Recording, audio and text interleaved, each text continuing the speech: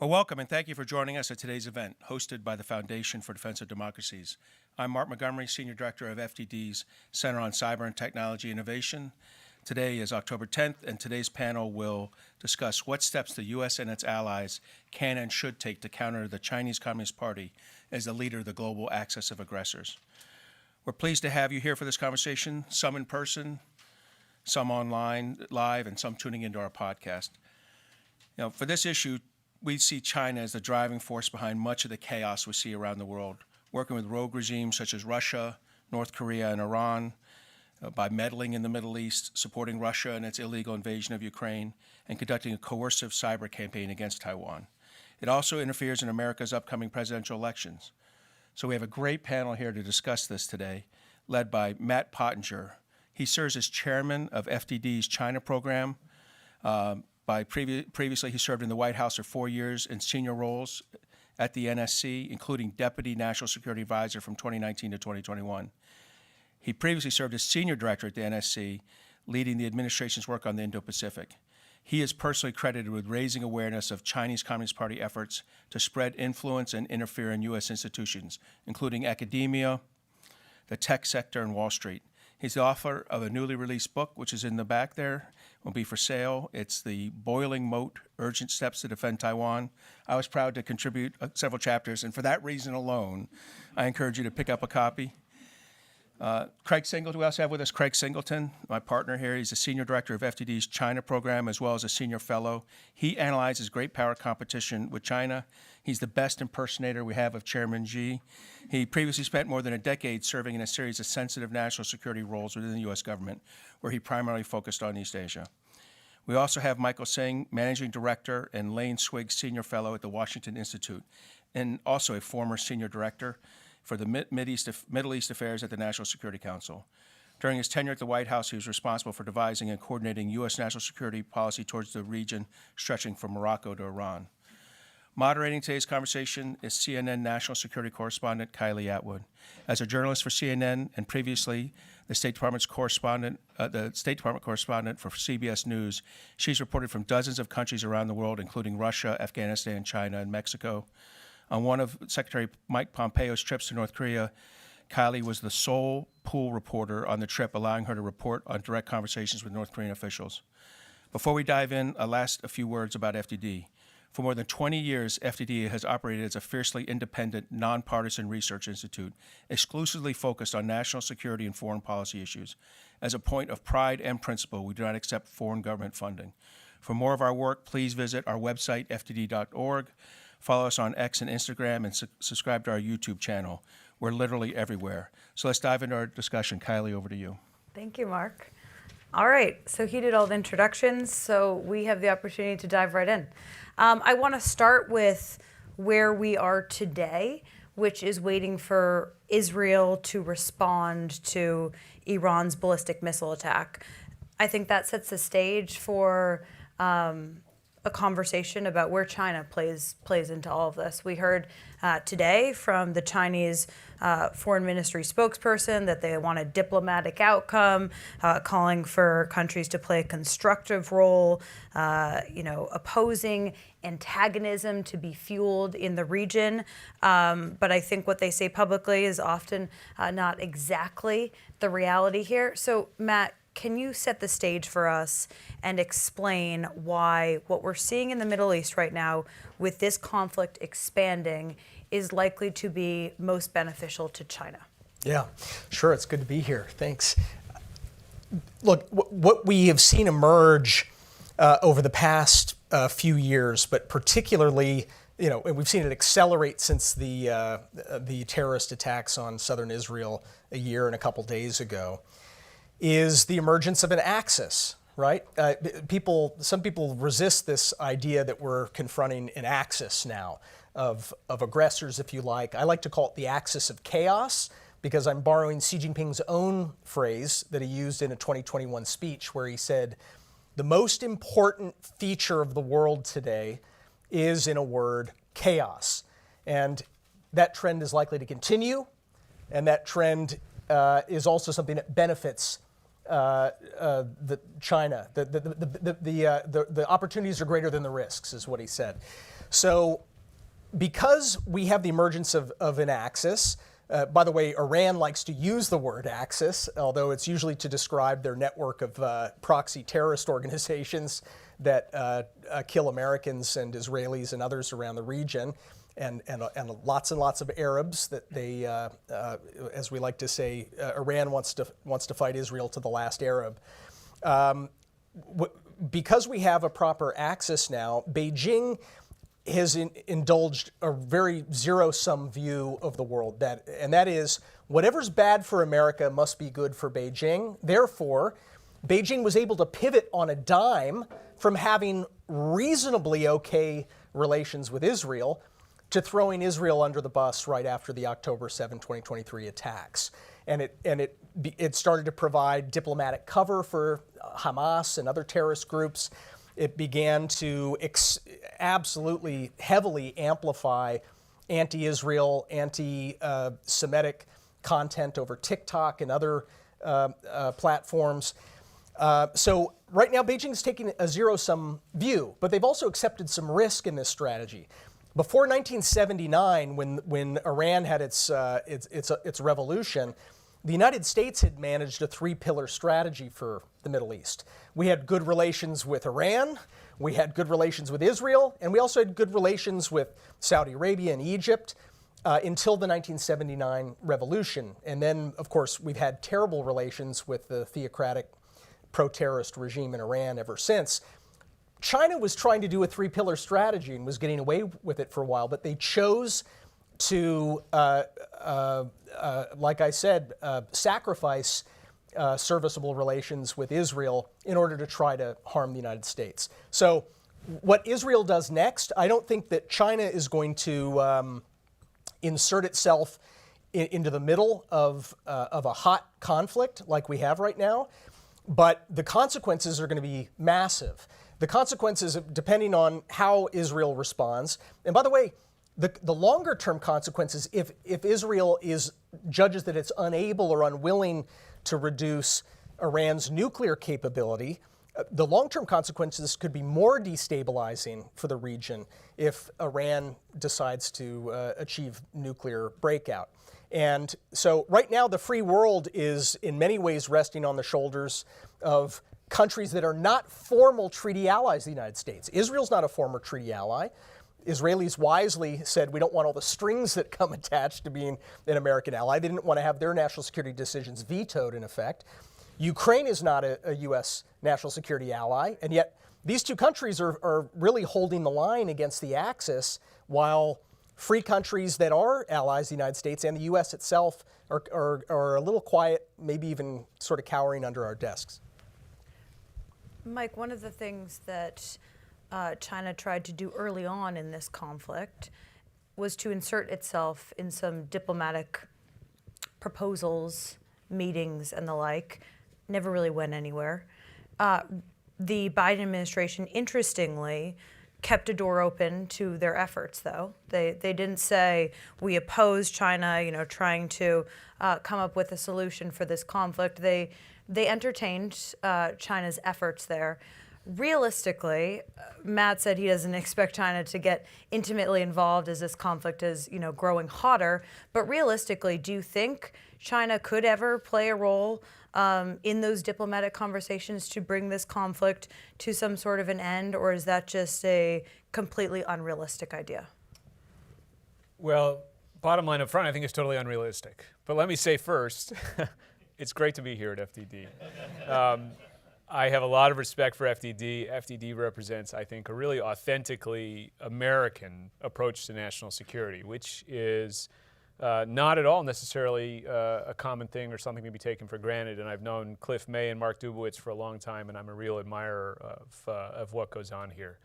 I've also been studying Chinese policy in the Middle East for a very long time. And I used to write about China in the Middle East, that China looked at the Middle East sort of through three lenses, and issues got refracted through these three lenses of China's interests, things like energy and, maritime choke points, not so dissimilar from our own interests in the Middle East. And then the lens of sort of extra-regional projects like the Belt and Road Initiative, where the Middle East is sort of a stopping point or a connecting point between China and Africa or China and Europe. And then third, the U.S.-China relationship. And China always had this somewhat tortured, conflicted relationship with the United States in the Middle East, where they really wanted to see the United States taken down a peg, and yet we're totally dependent on our provision of security in the region. Fundamentally, that's all still the same, except I agree with Matt that what's happened is the US-China lens has become much more prominent.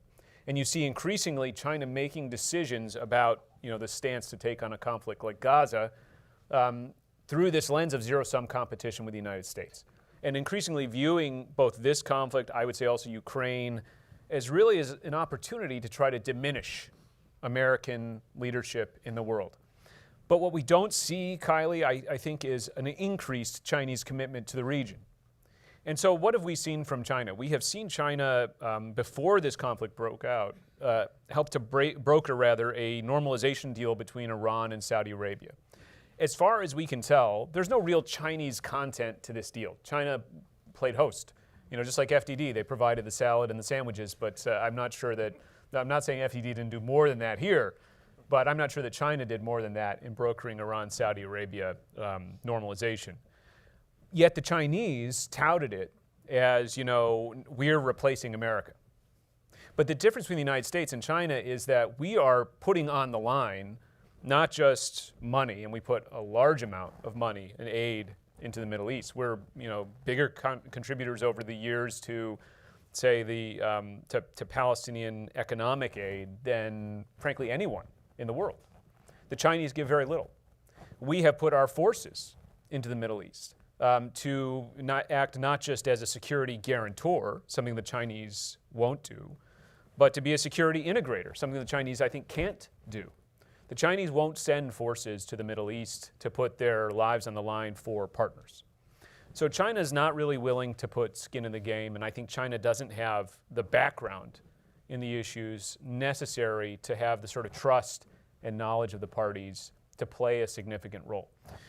Where countries have looked to China is to use their economic clout to influence these issues in the Middle East. So back in the Obama administration, for example, one thing the Obama administration sought to do was to essentially get the Chinese to exercise influence over Iran by utilizing their economic relationship with Iran to say, look, you need to do X, Y, and Z on the nuclear negotiations, otherwise, no more oil purchases. I think that it's probably widely recognized in Washington that those days are over, that China is not going to be responsive to those kinds of requests from the United States because of what Matt was talking about, because of where I started, is that now increasingly this is, I think, seen as a zero-sum game in Beijing. So anything that helps the United States, inherently, I think Beijing will see as bad for itself.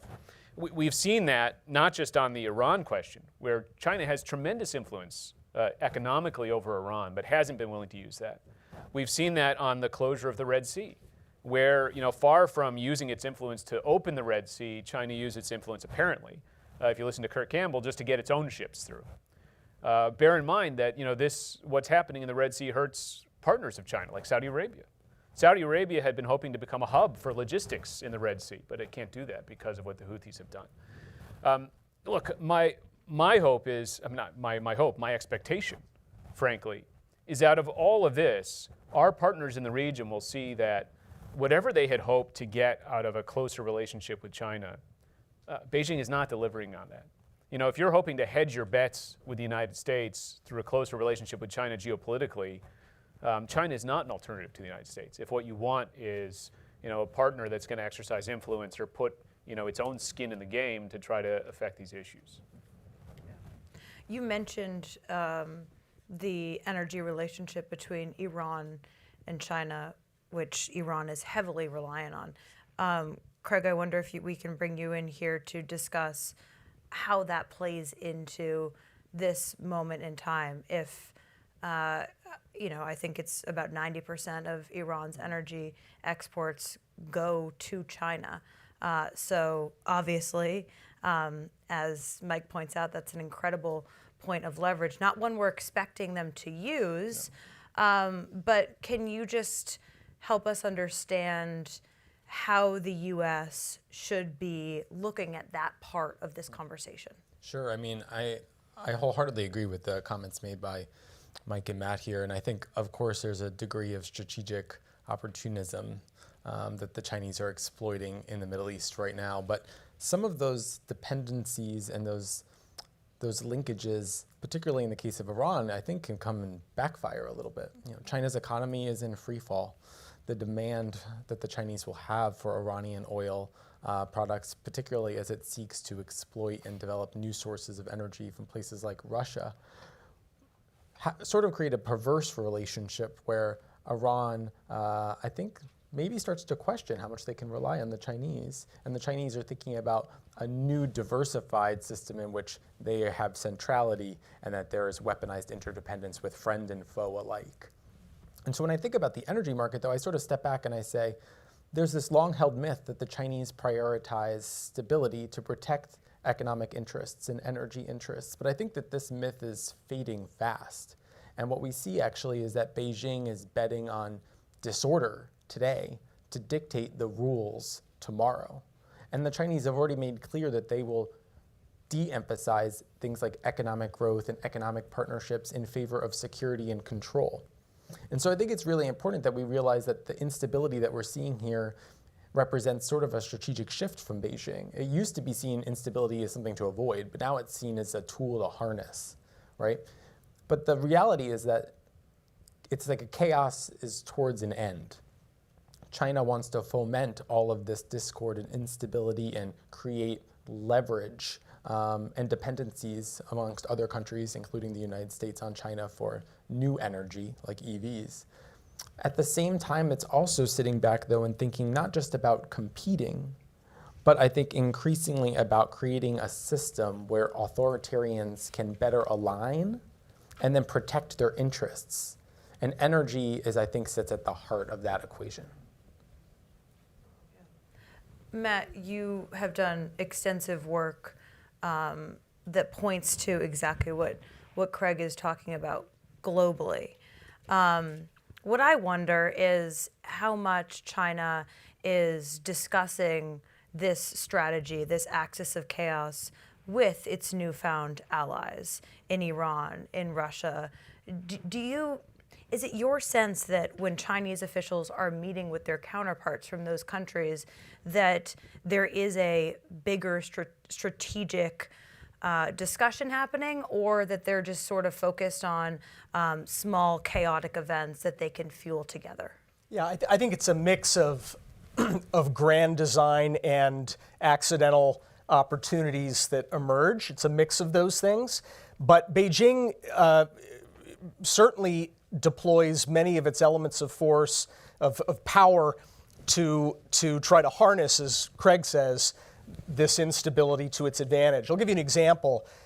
Let's think. I think it was almost exactly a year ago, a little less than a year ago, that Xi Jinping hosted Nicolas Maduro. This guy is just a joke of a dictator, right? This is a guy who him and his predecessor Chavez have destroyed Venezuela. Venezuela's biggest export is refugees. About 20% or more of their people have walked out of the country because some people were actually starving, right? It is so inept, that governance, that you would think that Beijing would be thinking about, well, how do we stabilize this so we can get some of our money back, right? Because Beijing has lent tens of billions of dollars that they're not going to see from, certainly not from the current government. But instead, they saw that the chaos and instability that has emerged from Venezuela's plight was something that they should exploit. Drug trafficking up through Central America into the United States, Iran and Russia getting a foothold in Latin America. The Quds Force is operating in Bolivia and in Venezuela as well. And so what did Beijing do? They brought Maduro to Beijing, and Xi Jinping met with him and upgraded their relations. This shambolic joke of a country that's lost 80% of its economy. They are 1/5 the size of an economy they were before this guy came in. And Beijing brings them in and upgrades to, whatever the term was, some high-level strategic partnership. And Maduro goes back and announces that he is preparing to threaten to invade his neighbor, Guyana. He made this threat in December. And then in July, he stole an election, even when there were sufficient results that had been tallied and recorded to show that the opposition won with almost 70% of the vote. He stole the election. Xi Jinping was either the first or the second or the third phone call to congratulate Maduro. The others were Vladimir Putin and the Ayatollah, or the president of Iran.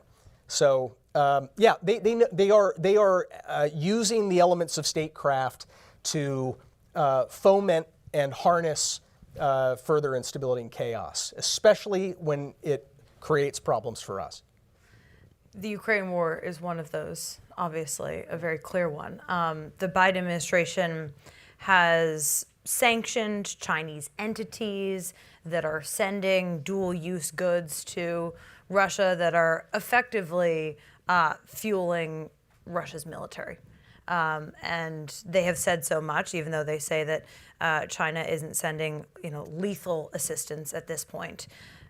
But the sanctions that they've put in place, I think there are questions as to how effective they have been. I mean, you talk to folks at the State Department, and they will tell you that some of the Chinese entities that they've sanctioned have been shut down by the Chinese government, and there's, some movement there, but they still can't say that there has been enough movement to actually shut down this direct support. It has increased. Right. So when Secretary of State Tony Blinken in April traveled to Beijing, he made a very important statement. He basically declared, in so many words, that Xi Jinping had violated the red line, in effect, drawn by President Joe Biden just a few weeks after the invasion. This was the February 2022 invasion of Ukraine. President Biden rightly got on the phone with Xi Jinping 2 or 3 weeks later and said, do not provide material support. He didn't say lethal support. He said material support to, according to the White House readout and President Biden's own recollection that he talked about on record, don't provide lethal material support for Russia's war, or it will cost you, Xi Jinping, it will also cost China's economy access to the US and European markets. So Xi Jinping arguably was actually pretty careful for the next 12 months. There was a lot of little stuff where they were probing and providing chips and things like that, semiconductors. But then something happened that I suspect that the historical records will show in the future, that the thing that caused Xi Jinping to decide that President Biden was bluffing was when Iran began providing thousands of kamikaze drones to Russia to kill thousands of Ukrainian soldiers and men, women, and children, civilians.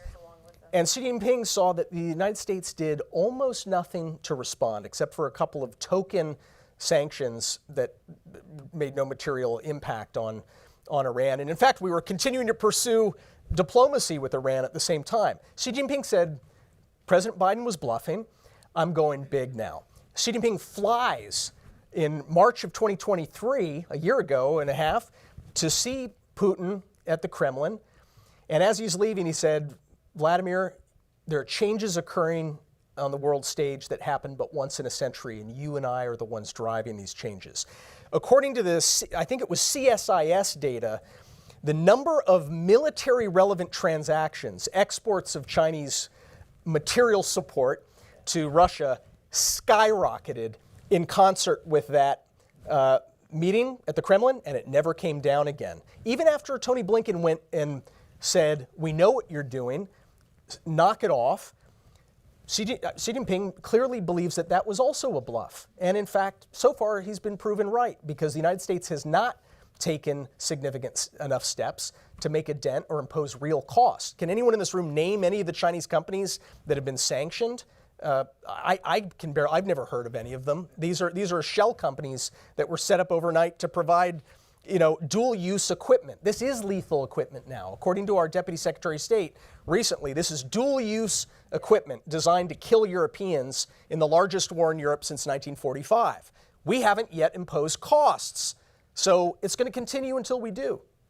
What should they consider for those costs?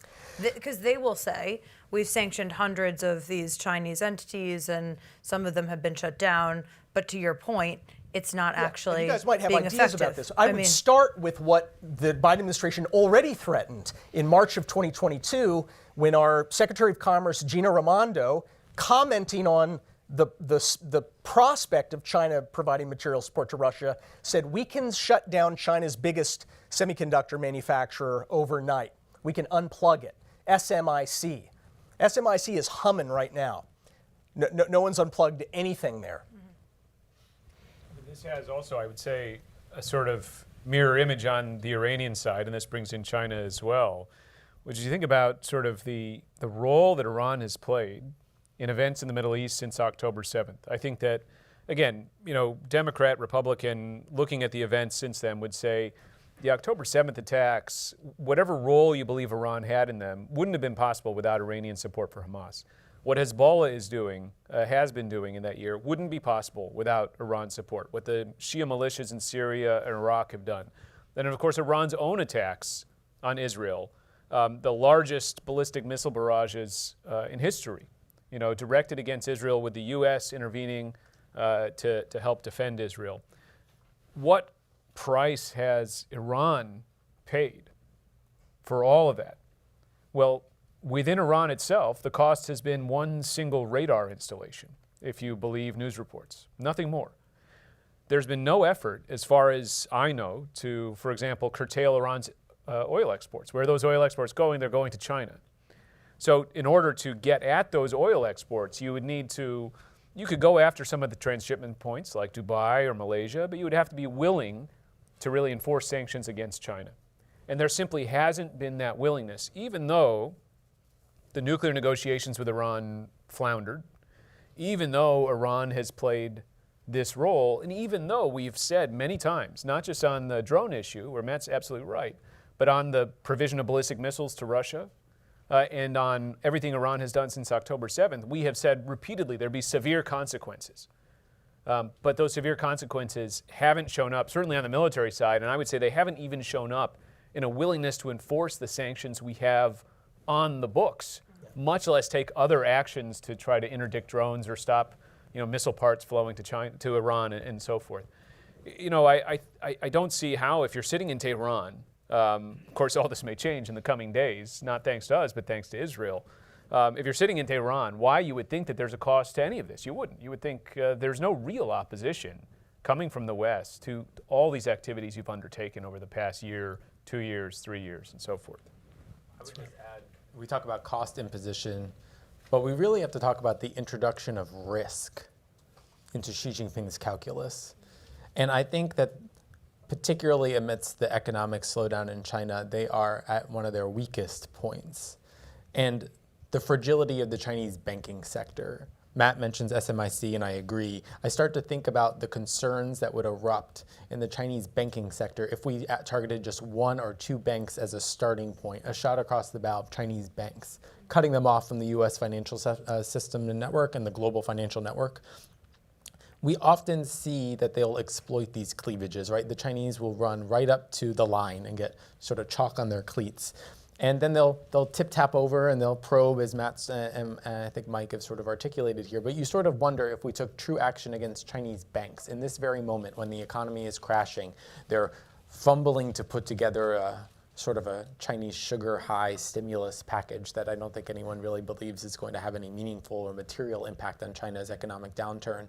What would happen if there was a real concern that we would be meddling in their financial networks and going after banks that are being involved in supporting either Iran or Russia? And there's plenty of precedent for this. There's existing authorities for this. And a lot of these banks are already moving illicit financial transactions that we're seeing. You sort of wonder, can we inject risk with almost no blowback on us because these are not banks that have any sort of meaningful ties to the United States. And these are just areas that we haven't seen a real willingness from Secretary Yellen to explore, either rhetorically or even simply, I think, to Mike's point, to sort of hint that action could be coming. We just don't see that risk tolerance here. And it's a really interesting point given this week, news coming out of China is this stock market rally driven by questions about if there's going to be a stimulus, if there's not. But fundamentally, the reason for the conversations about a stimulus have to do with China's economy right now. I mean, you have skyrocketing or very high unemployment numbers among the youth. You have the housing problems. And it is an interesting one that you don't really hear U.S. policymakers talk about a lot, targeting the Chinese economy. Some folks that I've talked to have said it's already strong enough. They don't need their economy to be targeted right now because we're not really going to take them down in a substantial way.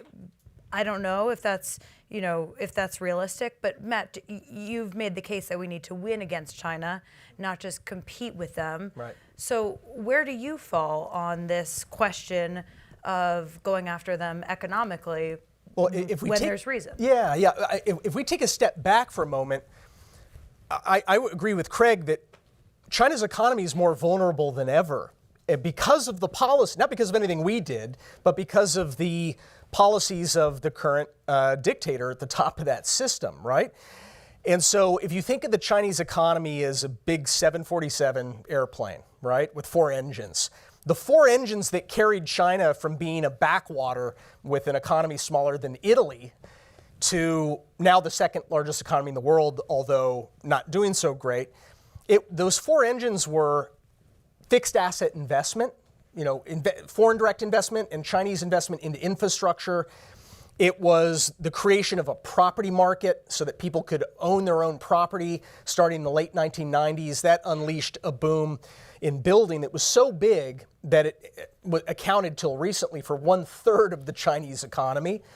Then there was this sort of alleged revving up engine for a consumer economy, a consumer class in China. All of those are now flaming out, right? The property market has collapsed. People don't feel like they have money to spend as consumers, so consumption is collapsing. All the fixed asset investment isn't delivering the kind of growth it used to because they've already built more high-speed rails than the rest of the world combined. How many more do you need? Foreign direct investors are leaving. That's cratering because no one trusts that they're going to be able to make money and get it out. That leaves one final engine. And Xi Jinping is now flying the world's second largest economy on one engine that he is gunning to the wall, and that is to export his way to global dominance. Just make everything. And so that's why China is now manufacturing 1/3 of the world's stuff or more and and consuming less than 10% of it. That massive delta is a China shock. His strategy is to swamp the world's industrialized economies with subsidized, whether it's through tariffs or state subsidies or stolen intellectual property, to make us totally dominant on those exports. Now, that leaves a huge vulnerability for him. If that last engine doesn't work, and by the way, tariffs, remember those, how controversial it was when President Trump in 2018 raised tariffs? President Biden was critical of that, but ended up embracing it. President Biden's just raised tariffs on Chinese electric vehicles to more than 100%. If Europe finds religion on this and other allies, Beijing starts to find that this last engine that's supposed to fly them to paradise and global domination is also sputtering out. So I think we should be thinking about it. Why would we be complicit in supporting a mercantilist economy that doesn't serve its own people and is trying to wipe out industry in our country and elsewhere? Why would we be complicit in that? The costs of doing that would be so much greater than the costs of imposing more barriers. Tariffs in some cases, export controls, going further even than President Biden's team has gone with the very useful export controls they put on semiconductor manufacturing equipment so China doesn't achieve its dream of dominating semiconductor manufacturing. There are other things we can be doing to say, no, we're not going to let you win by serving your own people terribly and then wiping out our industry. And it's easier for us to do that now because the Chinese economy is on one engine. I would just add on to that, and I agree with Matt, right? For the longest time, there was a narrative in Washington that if the Chinese economy went south, the US economy would go south, right? But in a post-COVID environment, as there has been a natural de-risking and decoupling in certain supply chains, it sort of exposed the inherent lack of productivity in Marxist-Leninist economies, right? And I think Matt brings up all great points about how they've attempted over time to juice their economy. And the Achilles heel today is that the only way that they're going to bridge from today to tomorrow is technology. Xi Jinping knows this, right? The Achilles heel, though, is that the export of EVs and batteries and drones and what the Chinese refer to as new productive forces, the next drivers of the industrial revolution that they think is ahead of them, and China's desire to control and harness that. All the export markets that Matt mentions are the United States, Europe, and Japan, right? They're not buying EVs in Botswana, right? They're not buying these highly sophisticated technological products or advanced pharmaceuticals in the global south. It's just not happening. It's reliant upon breaking into our markets, establishing these behemoths, and then controlling critical supply chains. And the question really is whether we, the Europeans and countries that are industrialized in Asia, are going to allow that to happen, having seen this before with Huawei or DJI drones or other aspects of this new productive forces model, or whether we're going to do and use existing and new tools to box them out. And the question we really have to assess in each of these sectors is how deeply have they already penetrated our markets? Do we have to wage a war of attrition on those critical dependencies? And where can we stop it right away? EVs is one where we can put up barriers immediately, batteries right away.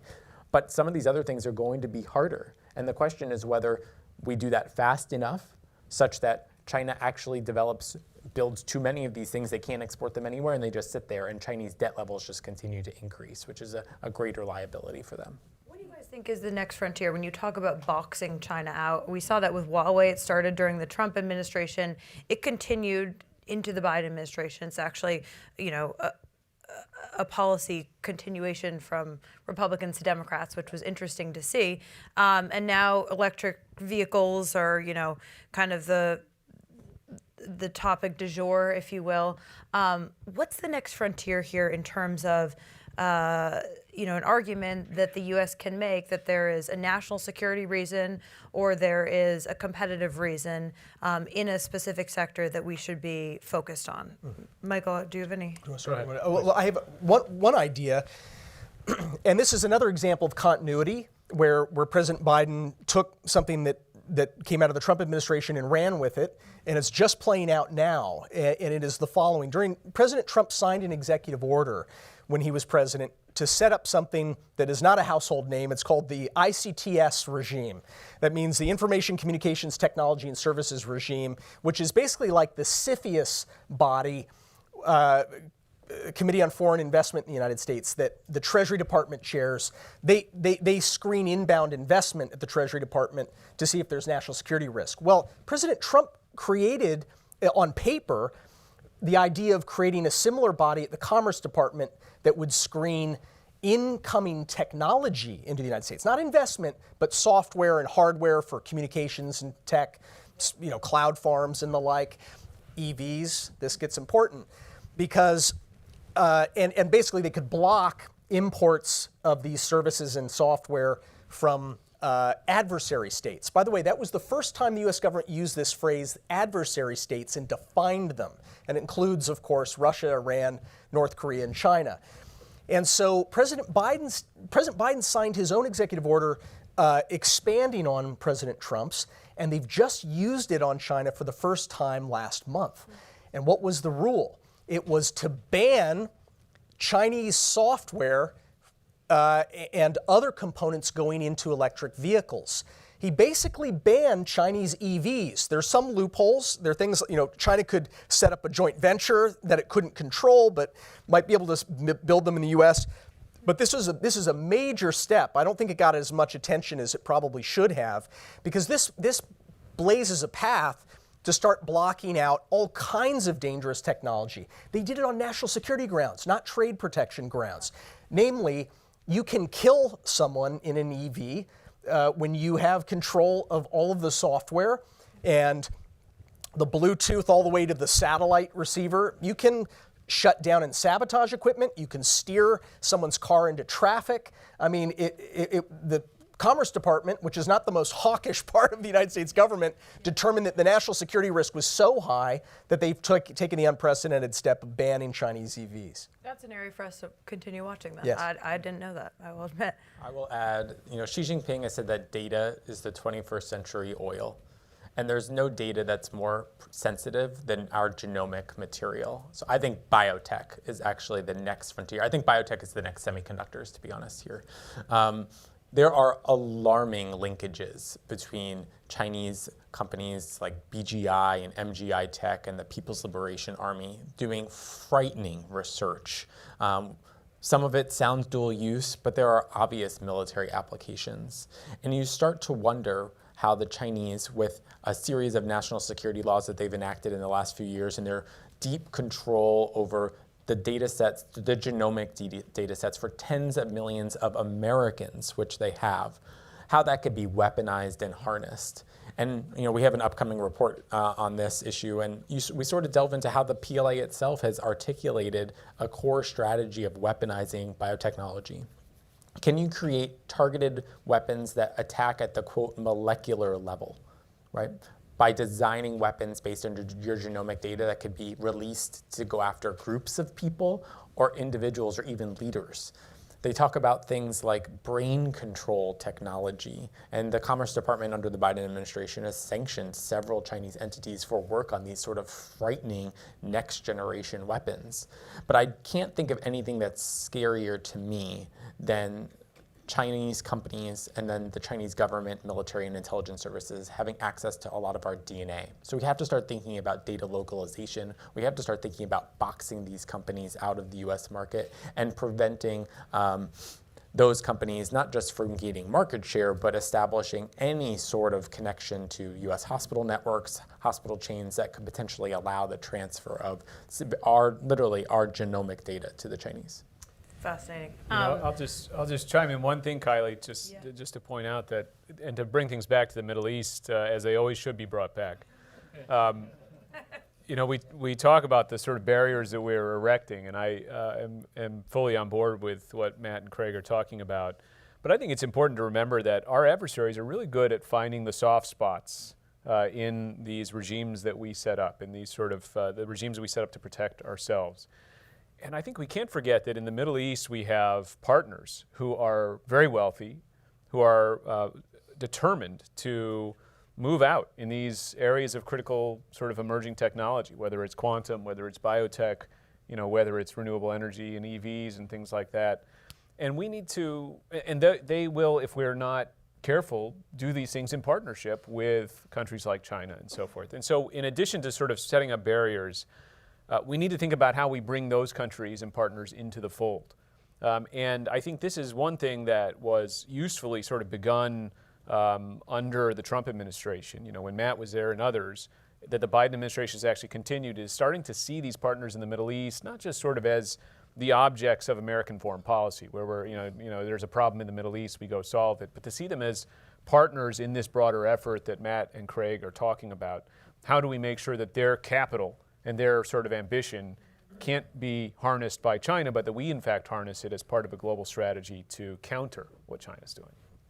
I want to pivot to Taiwan just so that we make sure we get that in, even though we could keep talking about this for a while. But Craig, you were recently in Taipei doing a tabletop exercise, and it was looking at the most likely scenario for China overtaking Taiwan using economic and cyber coercion, if I'm not correct. Please correct me if I'm wrong.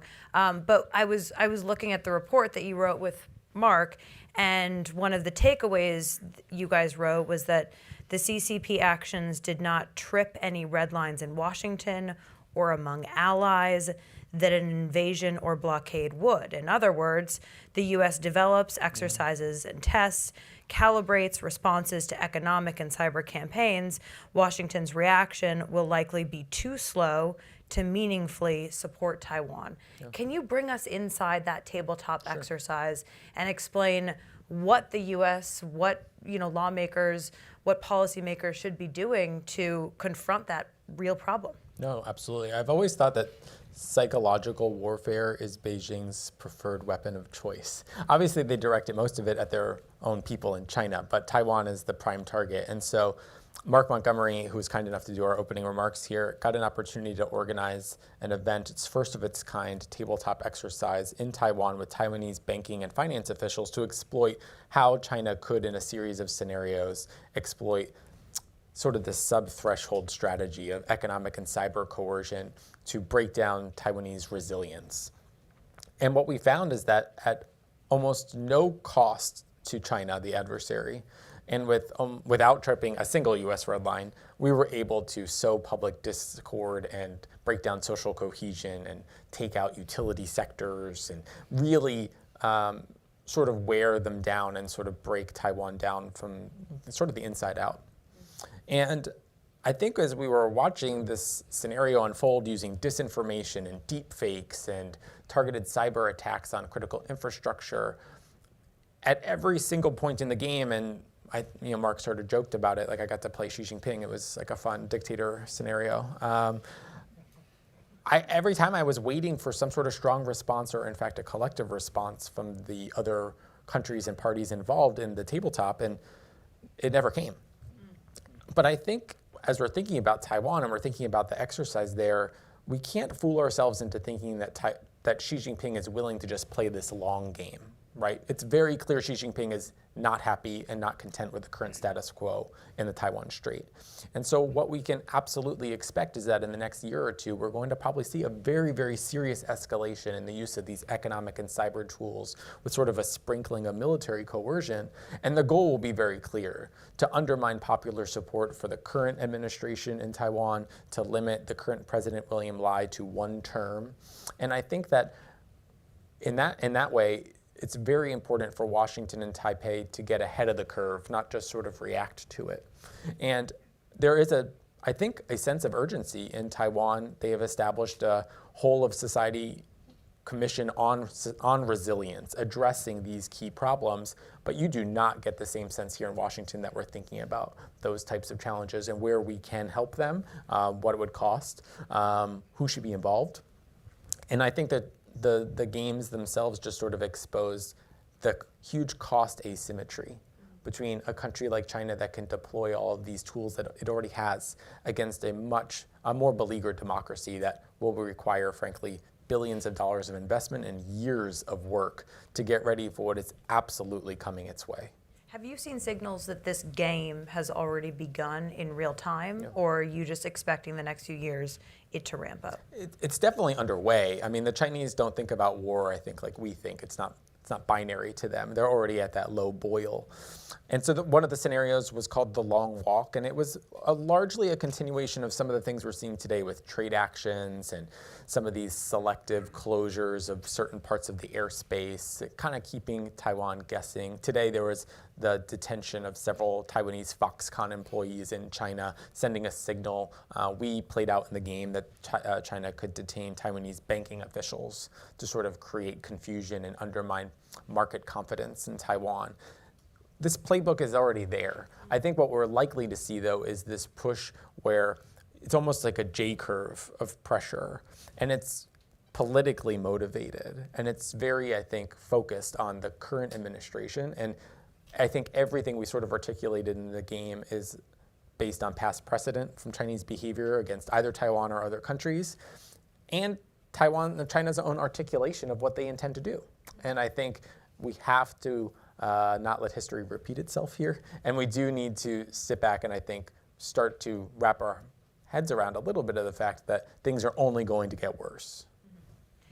It seems to be your assessment that Taiwan officials are very cognizant of this in preparatory stages, eyes wide open about all of it. I wonder, Matt, in your book, which everyone should know is here, The Boiling Moat, it's in the back, he'll be here to sign it later, you focus on really what China would do militarily to try and overtake Taiwan, and how we can effectively put deterrence into place to prevent that from happening. Yeah. But we can't do it unless the U.S. is spending more on military and unless there's an actual strategy underway. One of the things in your book, I was looking through it this week, is that you encourage Taiwan to start divesting and effectively, kind of getting rid of some of the U.S. military assistance that they've been given over the years that wouldn't necessarily be very effective in defending them against a military assault from China. How do you think they're doing on that front? Yeah, I think Taiwan is making progress, but it's come late and it's been slow. But we're starting to see Taiwan having this public debate about what are the types of things that it really needs to enhance deterrence. Deterrence is far preferable to war, right? Sometimes it seems like we forget that lesson. It is a lot cheaper, and we would have been much better off in the Ukraine situation if we had deterred Putin by doing other things for several years in the lead up to 2022. So one, deterrence is cheaper than war. Taiwan has a big advantage, so do we as a friend of Taiwan, in that we are really the defenders of the status quo, and Taiwan would be defending itself from aggression. And junior officers in the U.S. military learn that even in a land conflict, it takes 3 times as much mass of men and equipment and military might to take territory as it takes to defend it. When you have an amphibious situation where China would have to cross 100 miles of water, imagine what Ukraine would have given to have had a 100-mile deep moat separating it from Russia. The ratio is even more favorable to the defender. So Taiwan should not be buying really big, expensive warships. They don't need F-35 aircraft. These are things that are not likely to do well in a toe-to-toe conflict with China, which has the largest navy by ships in the world. But guess what? Taiwan can invest in loitering munitions, UAVs. It can invest in trucks that are disguised but drive around Taiwan and can fire anti-ship missiles in swarms that sink capital warships, of the Chinese Navy. So suddenly, China's massive investment, trillions of dollars now, so far this century, into their military, can be defeated for several tens of billions of more investment by Taiwan. We should be spending at least incrementally more than we are, as well as improving the efficiency of what we're already spending in. We've allowed our defense industrial base to become sclerotic. It's not market driven. It looks increasingly Soviet, to put it harshly. But the point is, we were actually optimistic. Mark Montgomery, who contributed, Ivan Kanapathy, my old colleague at the NSC, wrote the chapter about what Taiwan needs to get rid of, and go with. We actually came away with a sense of optimism that deterrence can be maintained and enhanced. It's all within reach for reasonable investment, but that means we have to make those investments. Right now, the U.S. defense budget is declining for 3 years straight. That is really weird. I mean, what, are you kidding? It's our active duty military is smaller than it's been at any point since before Pearl Harbor, since we were attacked. So we are doing the wrong things. These are responsible policy is going to at least turn that trend line around, even if we're not going for a doubling of defense spending. Mike Gallagher, congressman who, till recently from Wisconsin, I wrote in our foreign affairs piece just about a $20 to $25 billion special fund for the Indo-Pacific. We think it would make a huge difference. One of the interesting things in that book that you guys also write is that you think President Xi's mind can be changed. He sees reunification with Taiwan as central to his goals as a leader of China, but if deterrence is effective enough, he might actually, change his mind. Is that? Well, yeah, I was a little surprised by that. Can you give us a little bit of So context? I would say this: it is postponing things that he has made his mind up about. Right? Xi Jinping, I've had the opportunity to meet him many times, and to listen to his numerous phone calls with the former president of the United States when he was in office. I don't think that Xi Jinping is a reckless gambler.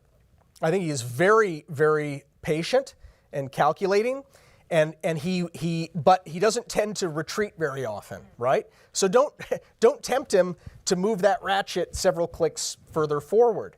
Have him stay at the current setting. He may not retreat, but I don't also think that he's going to throw the dice recklessly.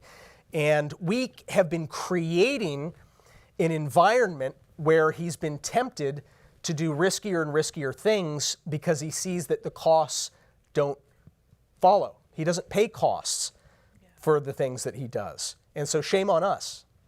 One of the omnipresent conversations in Washington over the last few years has been Republicans who have argued that the U.S. is putting too much support towards the war in Ukraine and not putting enough of our resources towards the Asia-Pacific region. I just wonder how the three of you feel about that argument. And then I do want to get some questions from the audience as well. So start thinking. We'll go to you guys next. Look, I think that, in a sense, I don't know sort of if Matt and Craig would agree with this, but when we're U.S. officials, we have a tendency to talk as though we have unlimited resources and can do anything anywhere. I remember, when I was working on Middle East policy in the George W. Bush White House, you'd propose doing something and the Pentagon would come back and say, well, we don't have enough ISR assets to do that. And you'd be like, what are you talking about? How could we not have enough assets? And the reality now is that we increasingly face the constraint of capacity or capability. And increasingly you'll hear U.S. officials say, well, if we do X, Y, and Z in the Middle East, we just can't be postured properly to help Taiwan or to provide Ukraine with what it needs.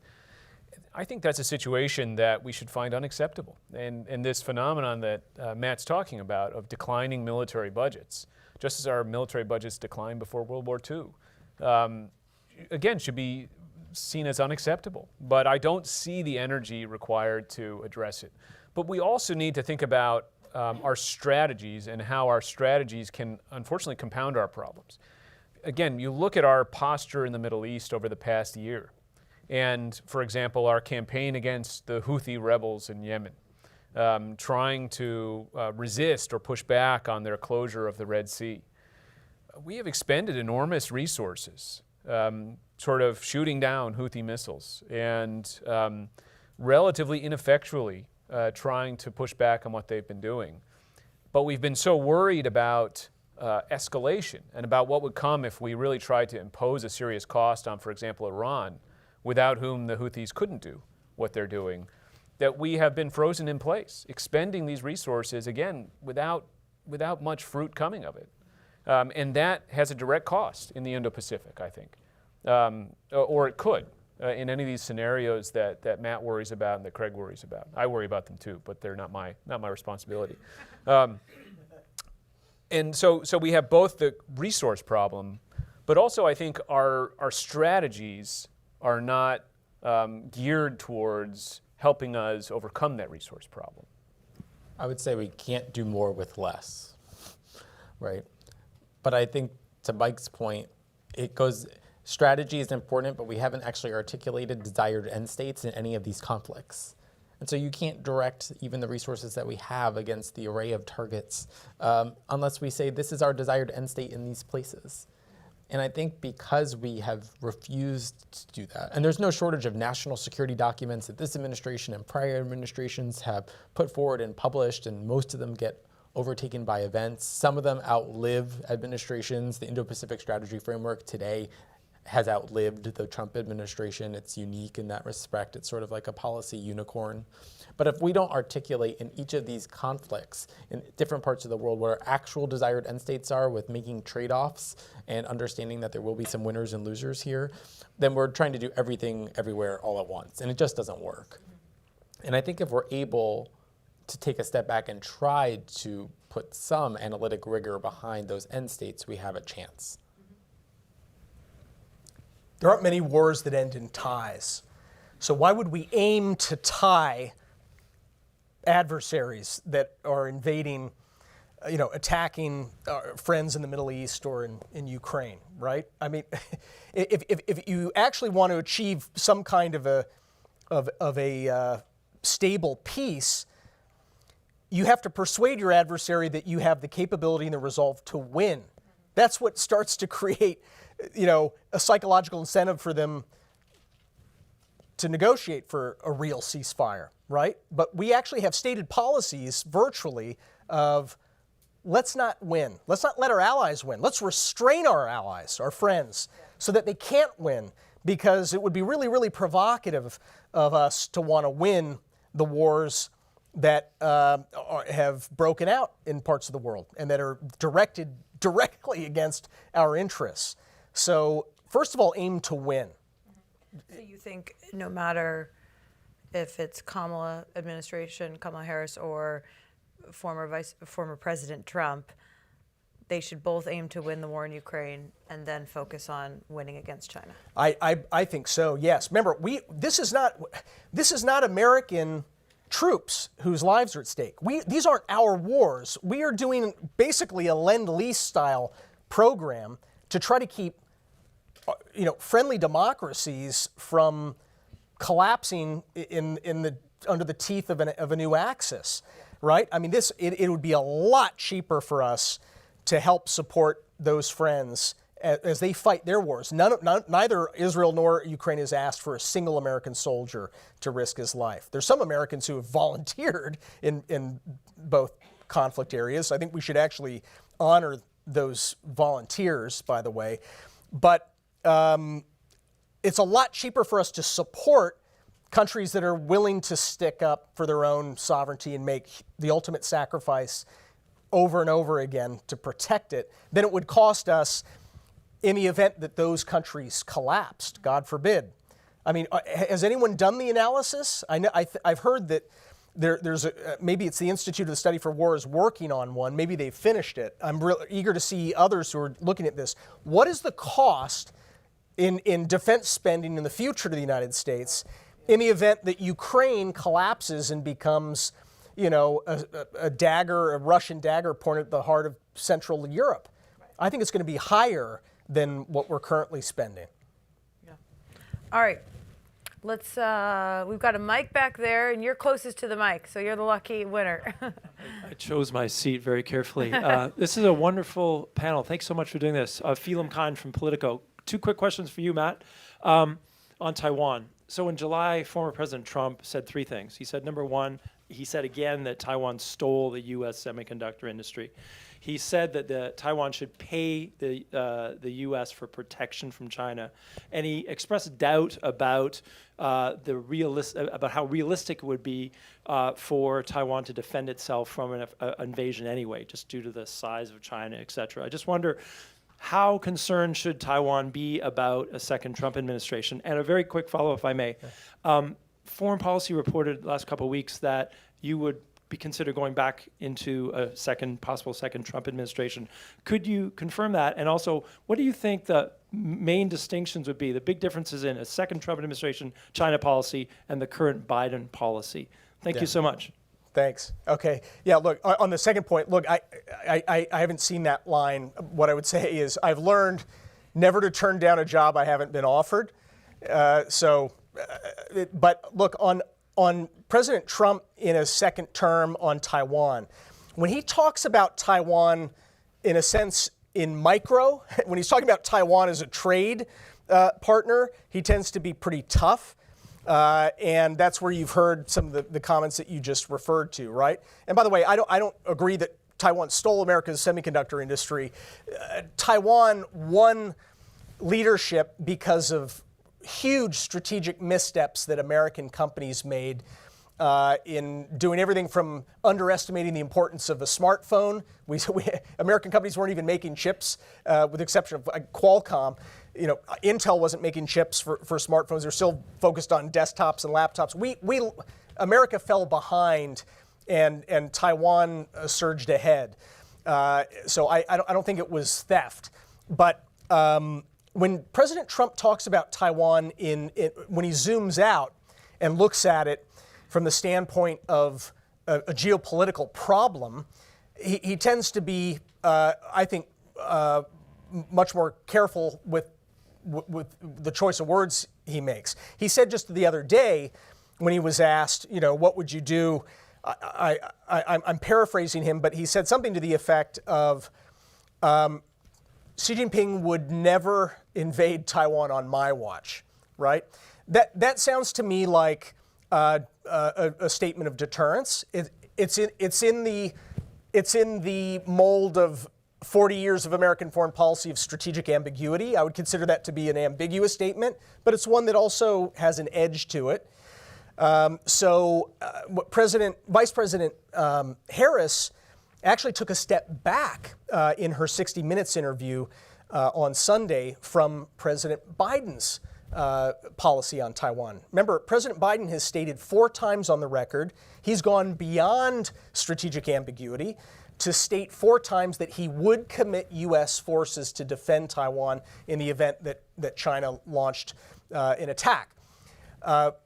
So Vice President Harris was asked about this on 60 Minutes, and she said something to the effect of, I'm not going to get into hypotheticals. So she went back, in fairness to her, she went back to 40 years of U.S. foreign policy, which is strategic ambiguity, but it was a step back. Yeah.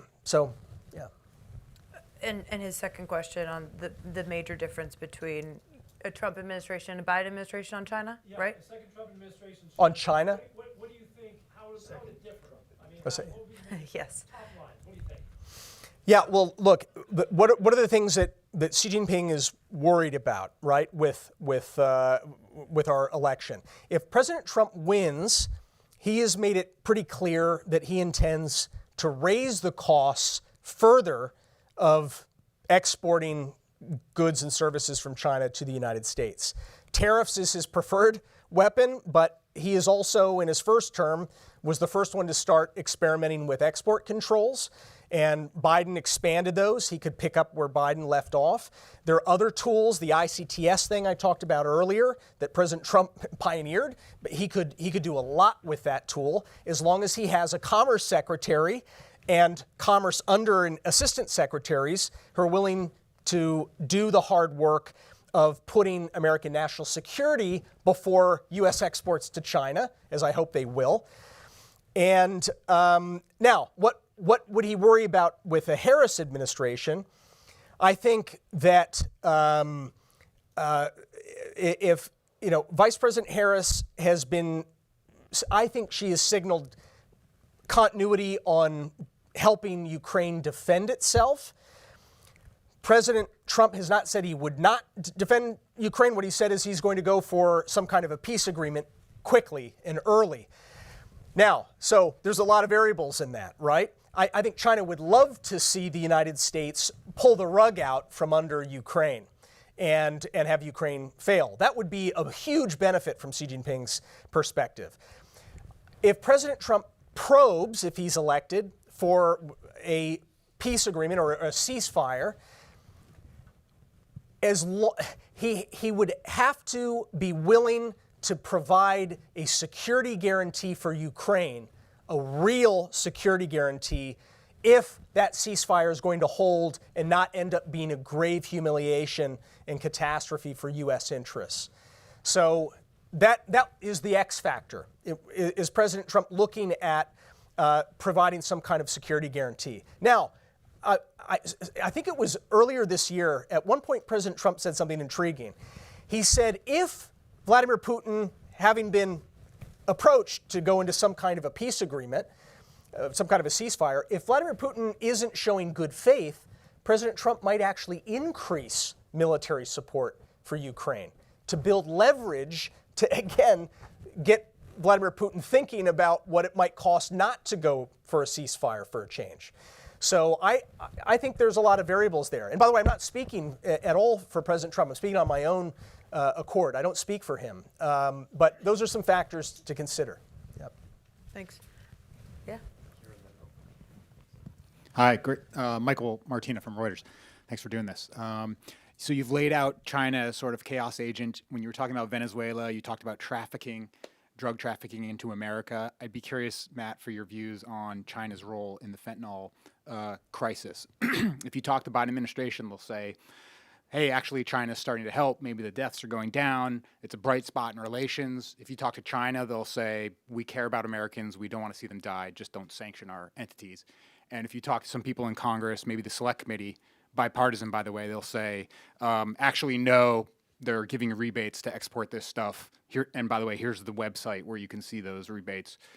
From your perspective, who should the American people believe when it comes to China's role in the fentanyl? Well, I can tell you not to believe the Chinese Communist Party in anything it says about this. We are now, President Trump began to threaten costs and actually impose sanctions for the first time. As far as I'm aware, it was the first time that the United States imposed sanctions on Chinese entities that were exporting fentanyl through our mail system with American subsidies for the mail postage straight into our communities and into the veins and brains and graves of hundreds of thousands of Americans who've died. And that doesn't even discuss the millions of Americans who have been affected because a loved one got hooked on this stuff, communities that were collapsing.